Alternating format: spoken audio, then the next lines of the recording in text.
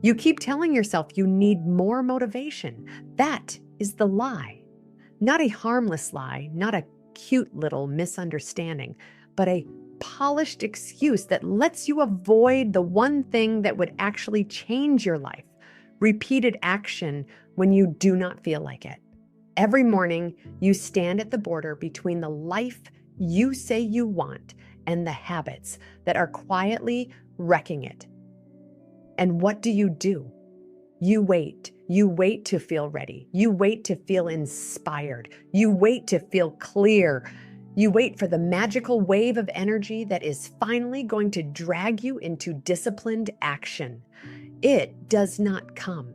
Then you call that disappointment a motivation problem, when the real problem is that you have built your entire operating system around obedience to mood. Imagine this: the alarm goes off. You know exactly what would move your life forward: training, writing, studying, building the business, fixing the diet, having the hard conversation. But instead of moving, you open a negotiation with your feelings. Do I feel up for it? Am I in the zone? Maybe after coffee. Maybe after one video. Maybe tomorrow, because tomorrow I will be more locked in. That conversation is not harmless. That conversation is the trap. The moment you ask your feelings for permission to act, you hand temporary emotion authority over permanent outcomes. Then you wonder why months disappear and nothing changes. The craving for motivation feels smart because it sounds self-aware. It sounds like you are analyzing yourself. It sounds like you care about doing things the right way. But most of the time, it is just avoidance dressed up in respectable language. You are not searching for motivation. You are searching for emotional cover. You want to feel good before you do the hard thing, because if you only act when you feel good, you never have to confront the truth that discipline is often boring, effortful, repetitive, and emotionally flat. You never have to face the fact that progress is built in stretches where you feel almost nothing at all. That is why this craving becomes pathological. It is not just unhelpful. It rewires your expectations. It teaches your brain that action must be preceded by a special emotional state. It trains you to delay until friction is gone, uncertainty is gone, resistance is gone. But resistance is part of the process. Friction is the price of admission. Uncertainty is normal. So if your rule is that you only move when the task feels light, clear, and emotionally inviting, then your rule is really this: I only act when the task no longer requires courage. And that is the rule of a person who stays stuck. Look at the damage this does in real life. You do not just miss workouts, you erode self-trust. You do not just delay one project. You teach yourself that your own plans are optional. You do not just scroll for half an hour. You reinforce a mental pattern that says immediate comfort outranks long-term meaning. This is how people become strangers to their own potential, not through one dramatic collapse, but through daily negotiations with discomfort that always end in surrender. That surrender gets repeated so often that it starts to feel like personality. You say things like, I am just not a disciplined person. I have always been like this. I work best under pressure. I need to feel inspired. No, you have rehearsed helplessness until it sounds like identity. The real issue here is that motivation itself is not the villain. Waiting for it is. Motivation is useful, but it is unstable. It rises and falls with sleep, stress, novelty, blood sugar, recent wins, social feedback, even weather. Building your entire life around something that unstable is like building a house on wet sand and acting surprised when the walls crack. If your output depends on a state you cannot command, then your life belongs to chance. One bad mood and the day is gone. One setback and the week is gone. One embarrassing failure and the month is gone. That is not a strategy. That is dependency. And dependency is exactly the right word, because many people are not actually addicted to comfort. They are addicted to the anticipation of feeling driven. They love the fantasy of the big turnaround, the perfect Monday, the new notebook, the motivational video, the dramatic declaration. The version of themselves that wakes up electrified and suddenly does everything right. That fantasy is intoxicating because it lets you feel progress without paying for progress. You can feel serious without being consistent. You can feel ambitious without being accountable. You can keep the dream alive while protecting yourself from the humiliation of ordinary disciplined effort. That humiliation matters more than you think. A lot of your delay is not laziness. It is ego protection. If you only work when you feel motivated, then every weekday comes with a built-in excuse. You were not feeling it. You were off. You needed the right energy. But if you accept that action must happen even when the mood is bad, then your self-image loses its hiding place. Now, the only question is whether you did the work or did not. That level of honesty scares people. It strips away the romance. It reveals that your future is being decided less by your dreams and more by your tolerance for dull repetition. Psychology has been warning about this for years. Researchers Edward Deci, Richard Ryan, and their colleagues spent decades studying motivation through self-determination theory. Their work separates controlled motivation from autonomous motivation. Controlled motivation is when you act because of pressure, guilt, image, or reward. Autonomous motivation is when the behavior connects to values you have actually made your own. In a major meta-analysis of 128 studies, Deci, Kessner, and Ryan found that expected tangible rewards tended to undermine intrinsic motivation. That matters because it exposes a brutal truth. When your relationship to action becomes external, perform for praise, perform for a streak, perform for an emotional high. Your attachment to the behavior gets weaker the moment the reward fades. If you need to be pumped up every time, you are making the act dependent on emotional payment, and once the payment stops, so do you. This is where your craving for motivation turns from annoying into self-sabotaging. You keep trying to bribe yourself into action instead of building a life where action is normal. You keep hunting feelings instead of training patterns. You think your problem is not enough fire? Often your problem is too much drama, too much mental weather, too much obsession with whether today feels exceptional. The people who actually become dangerous in any field are usually not the ones with the most intense motivation. They are the ones who stop treating every session like a referendum on identity. They make the behavior ordinary. They lower the emotional ceremony. They turn work into what James Clear keeps emphasizing through the habit loop of cue, craving, response, and reward, a repeatable system rather than a heroic performance. And this is where people get dopamine completely wrong. They use the word like it means pleasure, like it is the little chemical medal your brain hands you for being entertained. That is not the useful way to understand it. Dopamine is heavily involved in pursuit, learning, and the drive to move toward what the brain marks as important. Andrew Huberman has spent years explaining this in plain language, and the underlying literature from Wolfram Schultz and others goes even deeper. Dopamine neurons do not just react to rewards.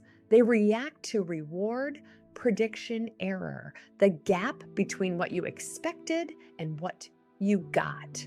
When something is better than expected, dopamine activity rises. When it is worse than expected, it dips. That is how the brain updates what is worth chasing. Why does that matter for your obsession with motivation? Because your brain is always learning from the sequence of anticipation, action, and result. If you constantly flood yourself with easy, high stimulation rewards before effort, endless scrolling, novelty, junk food, random content, quick validation, then you train your motivational system to associate value with low effort and immediate payoff. Hard work starts to feel even flatter by comparison, not because you are broken, but because you have distorted the contrast. Huberman often explains that huge dopamine spikes can be followed by drops below baseline.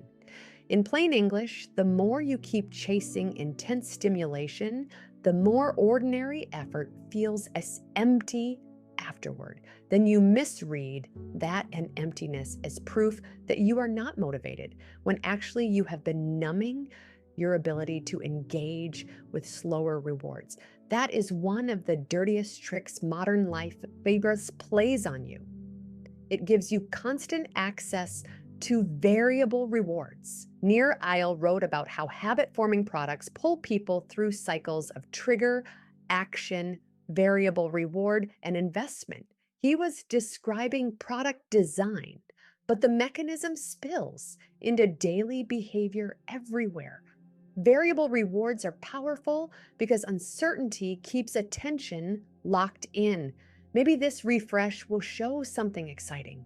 Maybe this message will matter. Maybe this next clip will be better. That maybe is a motivational parasite. It trains your brain to prefer the jitter of possibility over the steadiness of real work. Then when you sit down to do something meaningful, the task feels dead on arrival because meaningful work usually does not deliver a surprise reward every 10 seconds. It asks for concentration before payoff. It asks for boredom before mastery. It asks for patience while your addicted brain screams for a hit. So understand the game. Your craving for motivation is often just withdrawal from overstimulation. You are not waiting for some noble force to descend from the sky. You are waiting to feel as immediately compelled by hard work as you feel by digital junk. That is absurd. Deep work does not compete by being louder. It wins by becoming more important. But importance is quiet at first. Meaning is quiet at first. Skill is quiet at first. The early stages of any valuable pursuit are emotionally underwhelming. If you are too fragile to tolerate that, you will keep defecting back to cheap stimulation and calling the result a lack of drive. Now add cognitive bias to the mess. Daniel Kahneman helped show the world that human beings are not clean, rational calculators. Prospect theory and later work on decision-making under uncertainty made one thing painfully clear. Losses hit harder than equivalent gains feel good. This matters because every time you consider starting something difficult, your brain exaggerates immediate costs, the effort, the possible embarrassment, the risk of not being good enough, the discomfort of focus. Meanwhile, it discounts delayed gains because they are abstract. So your brain basically runs a crooked election where present discomfort gets multiple votes and future benefit barely gets one. Then you call the result honest intuition. It is not honest. It is biased machinery. Economists call part of this present bias. O'Donoghue and Rabin described how people place too much weight on what happens now relative to what happens later. Newer work keeps finding links between temporal discounting and procrastination. One recent study found that people who discounted future rewards more strongly also procrastinated more in real world task progress. Again, this is not a character flaw in the cartoon sense, it is a predictable mental tendency. But once you know that tendency exists, continuing to obey it is on you. Your feelings are not a tribunal of truth, they are data, often distorted data, sometimes useful, sometimes pathetic. If you let present bias run your life, you will keep trading major futures for minor relief. And there is another layer people do not want to admit. Procrastination is often mood repair. Researchers like Fushia Sirawa and Tim Feichel have argued for years that procrastination is not mainly a time management problem, it is an emotion regulation problem. You avoid the task because the task makes you feel inadequate, trapped, bored, confused, or anxious. So you move to something that repairs mood in the short term, which the relief feels small, but the brain learns fast. Hard thing creates stress, escape creates relief. Repeat that enough and you no longer need a reason to delay. Delay becomes automatic. You tell yourself you are waiting for motivation. But what you are really doing is self-medicating against discomfort with distraction. This is why pep talks do not fix the issue. You cannot solve a reinforcement pattern with a slogan. You cannot outquote a habit loop. You cannot overpower a biased nervous system with random bursts of enthusiasm and expect consistency. The brain changes through repeated contingencies, through what follows what, through what gets rewarded, through what becomes automatic.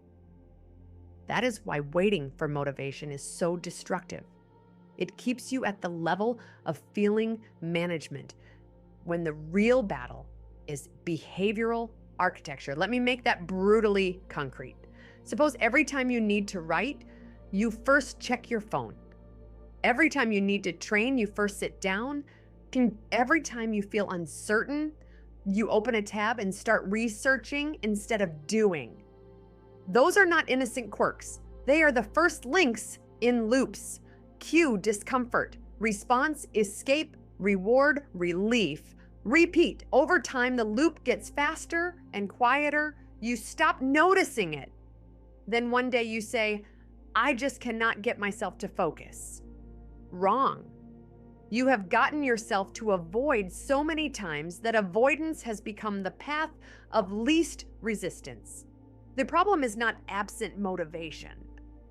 The problem is trained obedience to relief. Philippa Lally's work on habit formation should kill the fantasy that you transform through one emotional breakthrough. Her study found that the median time for a behavior to reach automaticity was about 66 days, with huge variation depending on the person and behavior. Not 3 days, not one speech, not one weekend reset. Repetition, imperfect repetition.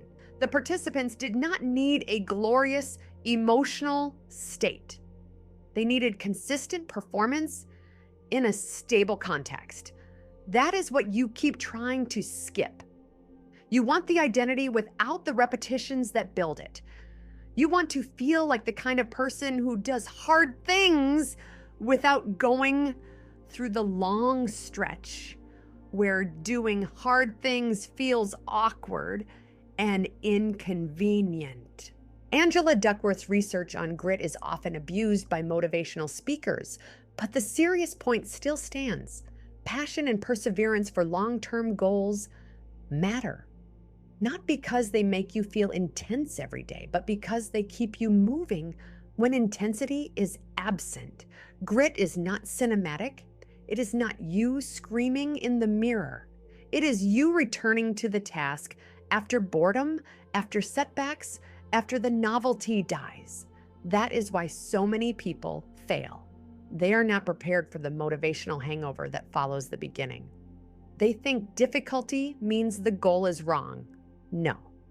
Sometimes difficulty means the honeymoon is over and the real work has started. James Clear has made another point millions of people desperately needed to hear. You do not rise to the level of your goals. You fall to the level of your systems. Strip away the polish, and that means this: your aspirations matter far less than your defaults. If the environment around you makes distraction easy and effort hard, then your noble intentions are decoration. If the cue for your old habit is everywhere, and the cue for your new habit is nowhere, then your future is being decided before you even make a conscious choice. Yet people still act shocked when they fail in environments built for failure. They leave the phone within reach, the junk food visible, the workspace cluttered, the schedule vague, and then whisper to themselves about needing more motivation. That is like pouring oil on the floor and asking for better balance. So let us tear apart the fantasy piece by piece. You do not need motivation to start. You need a starting ritual. You do not need motivation to continue. You need reduced friction. You do not need motivation to finish. You need task clarity. You do not need motivation to repeat. You need environmental consistency and a reward structure that does not depend on emotional fireworks. This next part is critical. The more precisely you define the first move, the less room your brain has to bargain. People say they want to work out. That is worthless. Work out when? Where? In what clothes? Starting with which exercise? For how long? People say they want to write. Meaningless. Write when? In what document? With which prompt? For how many ugly minutes before judging anything? Peter Gulwitzer's research on implementation intentions is devastatingly practical because it solves this exact problem. Instead of vague goals, you make if, then plans. If it is this time in this place, then I do this action. Like reviews of the evidence found a medium to large effect on goal attainment across many studies. Why? Because you stop making the brain reinvent the decision in the moment of weakness. You pre-decide the trigger and the behavior. That removes drama. It removes debate. It turns action from a feeling-based choice into a context-linked response. That is how adults handle unreliable motivation. They automate what can be automated. Now, before you misuse that and turn yourself into a brittle robot, understand the point. The goal is not to become emotionless. The goal is to stop treating emotion as commander-in-chief. Feelings get a vote. They do not get veto power. You can be tired and still train lightly. You can be anxious and still write badly for 20 minutes. You can be sad and still answer the email. You can be unmotivated and still begin. This is not toxic positivity. It is behavioral adulthood. A mature nervous system learns that discomfort can be kept present without controlling action. An immature one assumes discomfort must be solved before action begins. And yes, there are real exceptions: severe depression, burnout, trauma, sleep deprivation, medical issues. Those matter. Anyone pretending every low energy day is a moral failure is talking nonsense. But most people are not trapped because of rare edge cases. They are trapped because they have normalized negotiation with minor discomfort. They treat ordinary resistance like an emergency. They treat boredom like oppression. They treat the absence of excitement like evidence that the plan is broken. That is indulgent, and indulgence compounds. Think about how often you say, I will do it when I feel like it. Translate that honestly. I will do it when the cost feels low. Fine. But valuable things are often valuable because the cost does not feel low. Focus costs distractions. Growth costs ego. Strength costs comfort. Skill costs repetition. Integrity costs excuses. If your life strategy is to wait for cost to disappear, you are selecting against everything with depth. Of course, your days fill with easy nonsense. Easy nonsense is the only category that fits your decision rule. This is exactly why relying on motivation becomes pathological. It changes your threshold for action. Instead of asking what matters, you ask what feels easiest. Instead of asking what kind of person you are becoming, you ask what mood you are in. Instead of using motivation as a bonus, you start using it as a requirement. Once that happens, your brain begins to interpret normal friction as a stop sign. A little uncertainty, stop. A little fatigue, stop. A little boredom, stop. A little fear, stop. Soon, you are not building a life. You are curating comfort signals. And comfort signals are liars. They tell you that staying still is safe. Safe from what? Safe from the embarrassment of trying. Safe from the proof gap between who you say you are and what you repeatedly do. Safe from confronting your current level. But that safety is expensive. It costs competence, it costs respect for yourself. It costs time, which is the one thing your motivational fantasies can never refund. Every delayed start narrows the runway. Every excuse becomes precedent. Every precedent becomes identity. Then years later, people talk about lost potential like it was bad luck. A lot of the time, it was just protected comfort. So what do you do instead? You stop making motivation the gatekeeper. You build a system that lets action happen before inspiration. Step one is savage clarity. Not broad ambitions, operational definitions. You decide the exact behaviors that count, not get healthy. Walk for 30 minutes after lunch, not be productive. Write 500 words before opening messages, not learn more. Study one chapter at the desk from 7 to 8. Your brain resists vague threats. It can execute concrete moves. Ambiguity feeds avoidance because the task stays shapeless and therefore intimidating. Precision cuts through that. Step two is environmental design. Stop expecting raw willpower to overpower a badly designed setting. Put the phone in another room before work. Lay out the training clothes the night before. Keep the work document open. Block the distracting sites. Put the guitar on a stand in the middle of the room if you say you want to practice. Hide the friction from good behavior. Expose the friction in bad behavior. James Clear keeps hammering this because it works. Human behavior is not just a product of character, it is a product of cues. If the easiest visible action in your environment is distraction, distraction will keep winning. Not because you are weak, but because you are letting the cue structure decide. Step three is behavioral downsizing. This is where aggressive people usually make stupid mistakes. They get disgusted with their inconsistency and respond by creating a punishing plan they cannot sustain. 2 hours of training, 3 hours of study, a total diet overhaul, a new identity by sunrise. Then they fail by Thursday and claim they need more motivation. No, they needed less ego. Small starts are not soft, they are strategic. A tiny, consistent action has more neural credibility than a giant heroic burst. Your brain trusts evidence. Repeated completion is evidence. Repeated collapse is also evidence. Every time you design a plan so large that it depends on exceptional mood, you are rebuilding the same trap in a different outfit. Step four is emotional decoupling.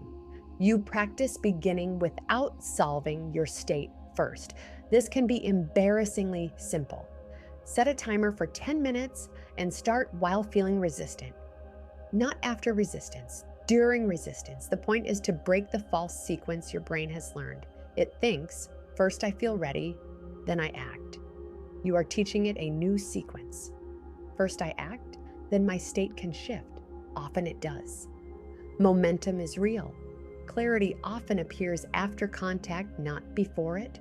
But even when the state does not improve much, you still win because you are proving that feeling bad and doing the task are compatible. That proof is priceless. Step 5 is learn to close loops. People love beginnings because beginnings are stimulating. The real change comes from endings. Finish the set, submit the draft, save the file, put the dish away, shut down the workspace properly. Small completions matter because they train the brain to associate effort with resolution. In the basal ganglia and related circuits, repeated action sequences get chunked together over time. Huberman talks about task bracketing for this reason. A consistent start cue and a consistent end cue help the brain package behavior into something more automatic. Your problem may not be starting alone. It may be that your sessions end in chaos, so the behavior never feels stable enough to become easy. Step 6 is use measurement without worshiping it. Benjamin Harkin and colleagues found that monitoring goal progress is an effective self-regulation strategy, especially when it draws attention to discrepancy from the goal and when people record progress publicly or physically. Translation: tracking works because it interrupts delusion. It shows you what happened instead of what you meant to do. But keep your head on straight. The tracker is not the mission. The mission is the behavior. Some people replace one pathology with another and become obsessed with streaks. Then one miss destroys them. That is childish. Track to reveal patterns, not to build a fragile ego shrine. Step 7 is engineer rewards that support the identity instead of replacing it. Remember the Desai and Ryan problem. If the only reason you act is a prize, the behavior becomes rented. So use rewards carefully. The best rewards often strengthen the story you are trying to live. After you finish deep work, let yourself enjoy a walk, good coffee, a clean checkmark, visible progress, or the satisfaction of keeping your word. Notice that these rewards are not bribes detached from the behavior. They are reflections of it. Andrew Huberman has also talked about the danger of over-celebrating every single win because it can make you more attached to the reward burst than the process. Sometimes the smartest move is to mark the win quietly and keep going. Step 8 is expect boredom and train for it. This is where most plans die because people secretly believe the right path should feel energizing most of the time. It will not. Repetition is boring. Skill building is often boring. Diets are boring. Recovery is boring. Administrative work is boring. The ability to stay in contact with meaningful boredom is a competitive advantage, not because boredom is glamorous, but because boredom is where the crowd leaves. Your future gets shaped in these stretches where nothing exciting is happening, and you continue anyway. That is the edge, not more hype. Better boredom tolerance. Step 9 is create commitment devices because your future self is not a saint. Deadlines, training partners, pre-booked sessions, apps that block distractions, money on the line, public promises to the right people. These are not signs of weakness. They are acknowledgments of reality. If present bias is real, then external structure is rational. You already know that the version of you in the hot moment is willing to trade major goals for tiny relief. So stop pretending that future you will suddenly become noble without support. Build guardrails. Responsible people do not trust their impulses blindly. They design around them. Step 10 is repair quickly. Missing once is information. Missing twice is the beginning of a pattern. The habit literature is clear on this. Automaticity grows through repetition, and repetition gets threatened by long gaps. Do not turn one bad day into a moral drama.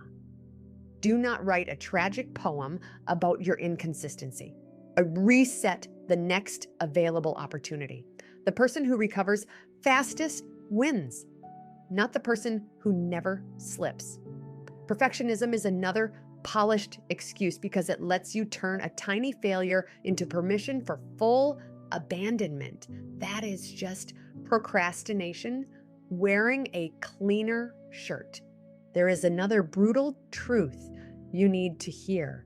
Motivation is often highest before contact with reality, before the workout, before the blank page, before the sales call, before the exam prep. In imagination, the task is abstract and flattering. In reality, it exposes your current ability. That exposure is why people flee. It is not just that the task is hard, it is that the task gives feedback. It tells you where you actually are. A lot of people would rather preserve the fantasy of being capable than face the temporary pain of evidence. So they stay in the consumption phase. Reading, watching, planning, organizing, it feels productive because it maintains the identity without risking correction. But skill does not care about your self-concept. Skill only responds to reps. This is why the self-help industry can keep feeding you forever.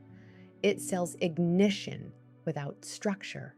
It sells emotional arousal without behavioral systems. It gives you language to describe your ambitions and excuses in the same breath.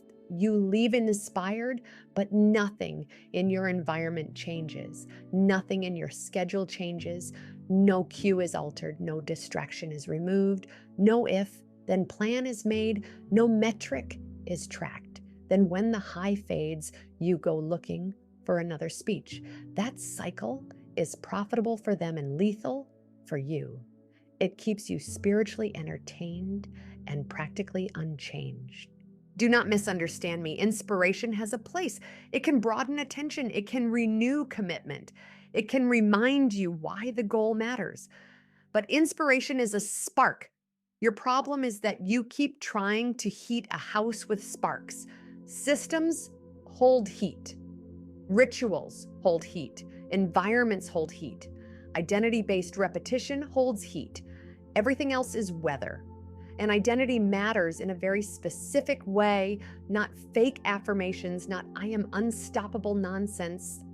Identity in the behavioral sense means the kind of evidence you repeatedly produce. Every action casts a vote for a type of person. If you write when you do not feel like it, that is evidence you are a writer.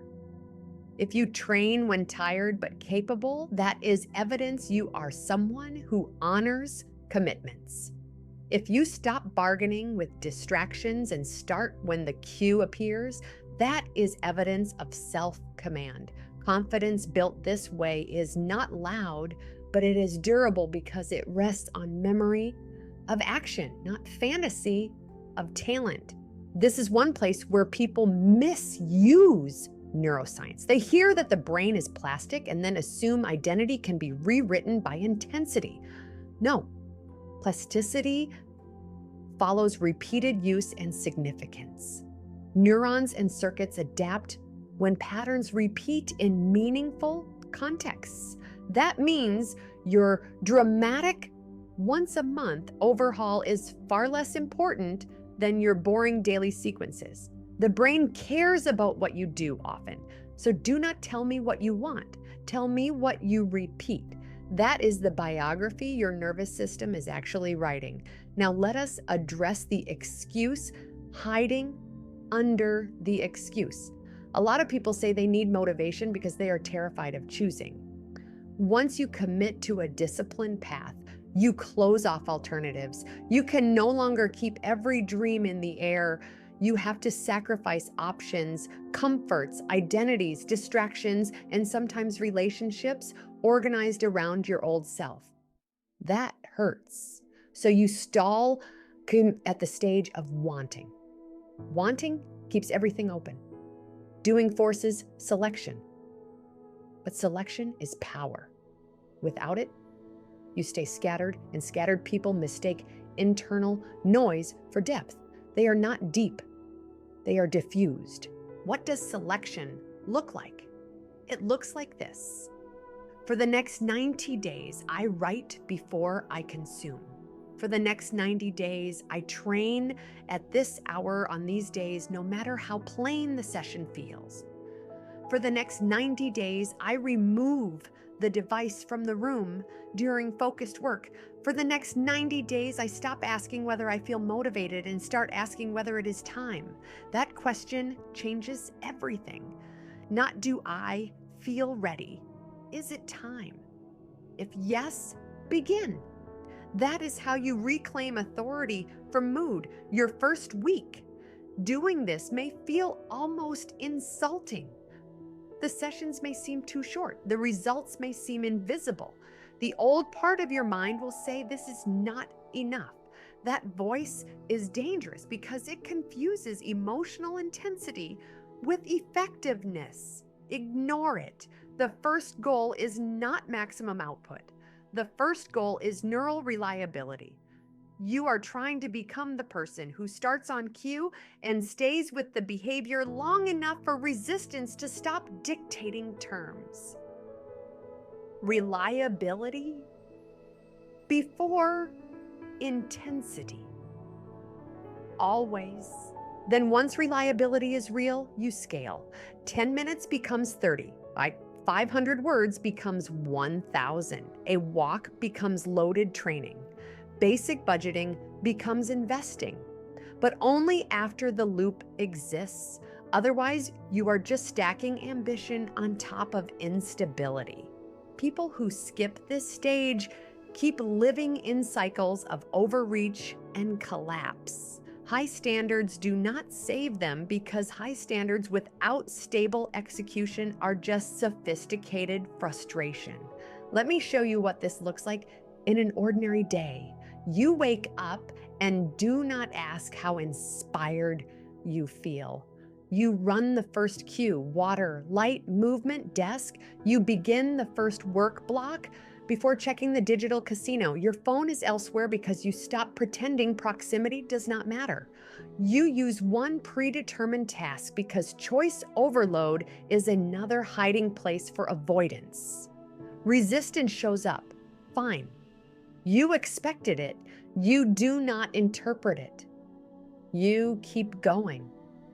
At the end of the block, you mark completion, not with a parade, just with evidence. Later, the urge to drift appears again. You use another cue, walk, return, resume. By evening, you do not necessarily feel euphoric, but you feel clean.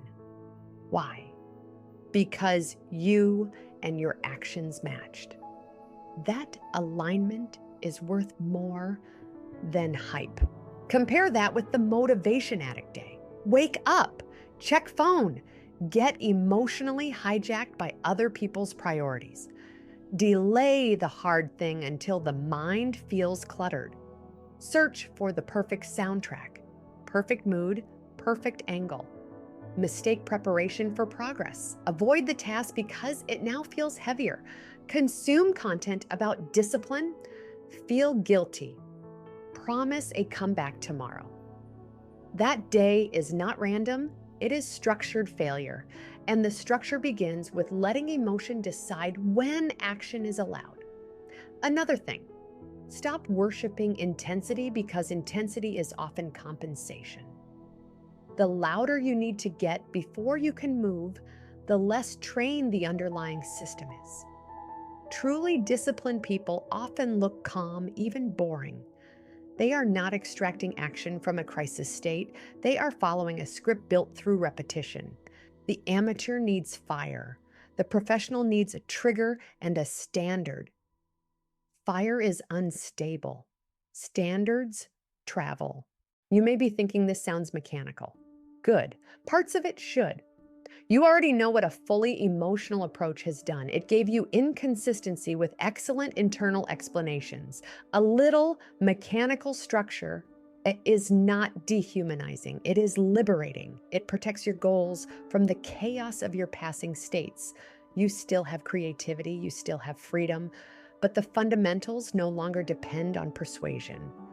They depend on protocol. That is a massive upgrade. And yes, this changes how you talk to yourself. Stop saying, I need to get motivated.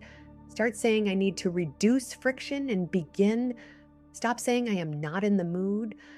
Start saying, my mood is noted and not in charge. Stop saying, I keep procrastinating. Start saying, I keep rehearsing escape, and now I am going to rehearse return. Language matters because it frames causality. Weak language makes you sound like the victim of invisible forces. Accurate language shows the loop you are reinforcing. One more thing that matters: protect sleep, protect physical energy, protect recovery. Motivation is not everything, but biology is not a joke either. Sleep loss makes effort feel more punishing. Chronic stress narrows attention toward immediate relief. Poor nutrition can amplify volatility. No serious system ignores the body. The aggressive truth is not that feelings never matter. It is that you should manage the factors you can manage instead of using every fluctuation as a reason to surrender. Adults handle inputs. Children dramatize states. And please stop confusing self-compassion with self-exemption. Real self-compassion does not whisper that it is okay to keep betraying yourself because life is hard. Real self-compassion tells the truth without contempt. You are avoiding because the task feels bad. Fine. That is human. But the compassionate move is not endless permission. It is helping yourself do the next right thing with less friction and less shame. Shame often freezes people, but so does endless softness. You need honesty plus structure, not bullying, not coddling. Clarity. There is something deeply embarrassing about how often people ask for motivation when what they really need is obedience to calendar and cue. Embarrassing but fixable. The cure is not mystical. Decide the behavior. Decide the time. Prepare the environment. Use if-then plans. Start small enough to survive bad moods. Track honestly. Repair quickly. Increase only after consistency. Protect attention like it is a resource. Because it is. Repeat until the behavior becomes more normal than the excuse. Will this feel dramatic? Usually not. That is the point. Pathological dependence on motivation thrives on drama. It wants grand emotion, grand narratives, grand excuses. Discipline wins by becoming boring, by becoming expected, by becoming something you do before your mind has time to write a screenplay about it. Once that happens, motivation turns back into what it should have been all along: a helpful guest, not a landlord collecting rent on your future. So here is the reality you need to face. You do not have a motivation shortage nearly as often as you have a systems shortage, an honesty shortage, and a discomfort tolerance shortage. You want the life on the other side of disciplined action, but you keep demanding that action arrive wrapped in pleasant emotion. That demand is childish and expensive. Drop it. The work is not going to start feeling sacred every day. Sometimes it will feel tedious. Sometimes it will feel inconvenient. Sometimes it will feel pointless right before it compounds. Do it anyway, because every time you act without waiting for the mood, you send a signal through your whole system. We do not need permission from comfort. We move because it is time. We move because this matters. We move because repeated action rewires expectation, rebuilds self-trust, and makes the next decision easier. We move because the person we want to become is not assembled from intense feelings. That person is assembled from kept promises. And once you learn this, a strange thing happens. Motivation stops being something you beg for and starts becoming something that often follows action. You begin. You get a little traction. The task gets clearer. Competence grows. The brain registers progress. Dopamine starts working with you instead of against you because effort is now linked to evidence, not fantasy. The habit loop strengthens. The environment supports rather than sabotages. The emotional static loses power. You still have bad days, but they stop owning you. That is freedom, not feeling incredible all the time. Being able to do what matters even when you do not. So stop waiting for the surge. Stop romanticizing readiness. Stop calling delay wisdom when it is fear, overstimulation, or plain old bargaining with discomfort. Your craving for motivation has been protecting you from the ordinary pain of disciplined living while exposing you to the far worse pain of regret. Enough. Pick one behavior that matters. Define it so clearly you cannot hide. Tie it to a cue. Reduce the friction. Start before you feel ready. Repeat tomorrow. Then the next day. Then the next. Not because it is exciting, but because that is how real change is built. Quietly, repeatedly, without asking your feelings for permission to become who you said you wanted to be.